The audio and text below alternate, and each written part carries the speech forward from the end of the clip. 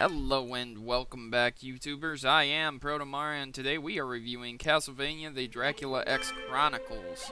We're gonna go ahead and start off a new game, and I have played all the way through this game completely. It is quite an excellent title, and if you are into the more arcade-style-y games of Castlevania rather than the more recent RPG games, this will definitely be for you. However, if you have played lots of the RPGs, it will be very reminiscent of the newer RPGs as it incorporates several elements of them as well as the graphical updates.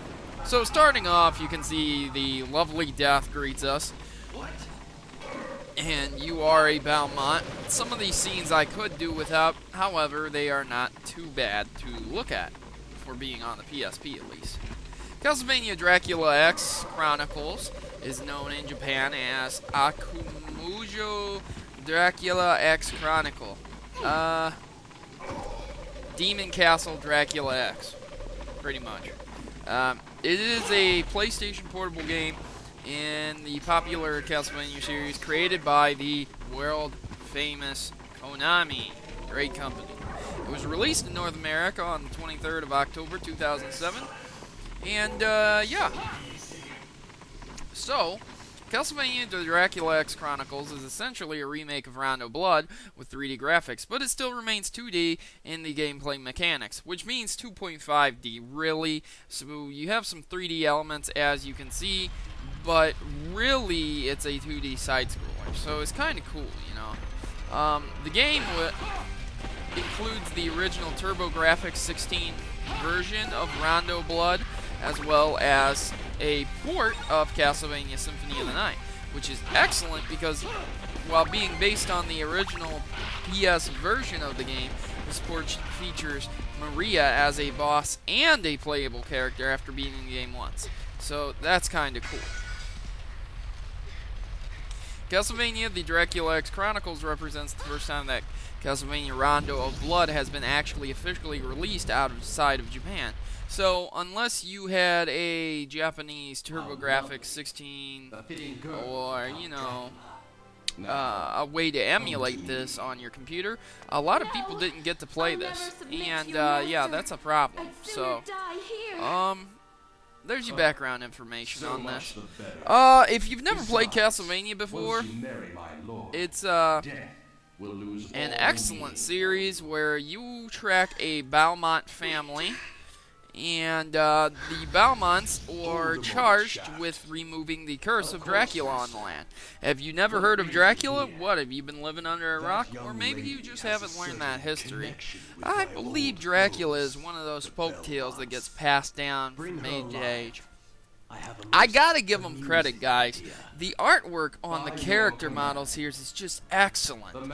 It is, oh man, I could not tell you anything better.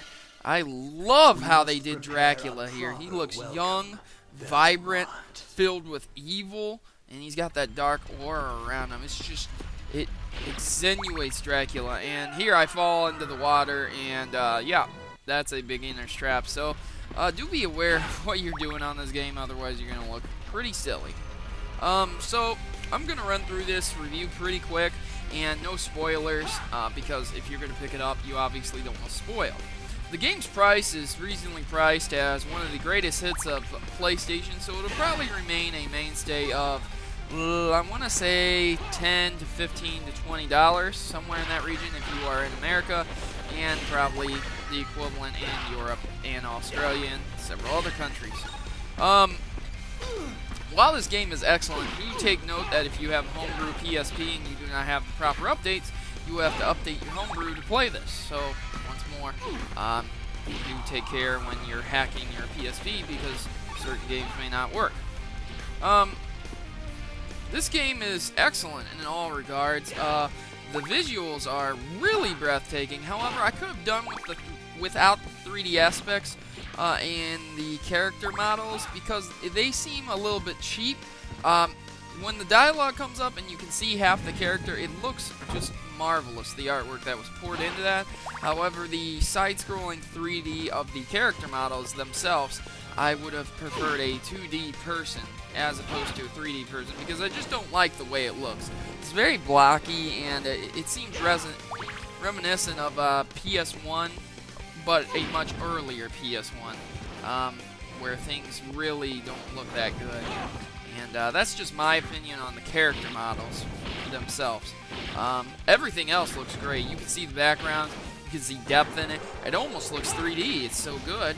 I absolutely love the color scheme.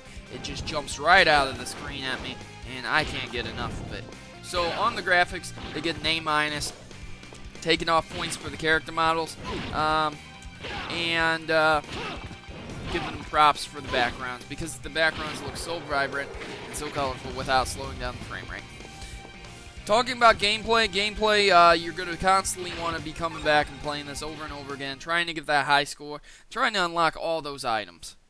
So, under gameplay, they do give you a lot to do, so I definitely give it an A+, because you're always going to be challenging the bosses over and over again, and trying to get them down as quick as possible. For sound, they have some great voice actors, and as always, cheesy lines that make you smile in some way, shape, or form. So, big props to that. The sound stays true to everything Konami created in the beginning. And, yeah, A+ on the sound. As for controls, it can be a bit tricky maneuvering with the thumbstick, and that's the only place where it loses points. So, I'm going to give the controls an A. And, yeah, everything else works fluent. There's no lag, no nothing else. Overall verdict, this game is an A overall. I'm leaning towards an A-, because if you're really not into Castlevania and you're really not into action and arcade adventures, then this game probably will not be for you.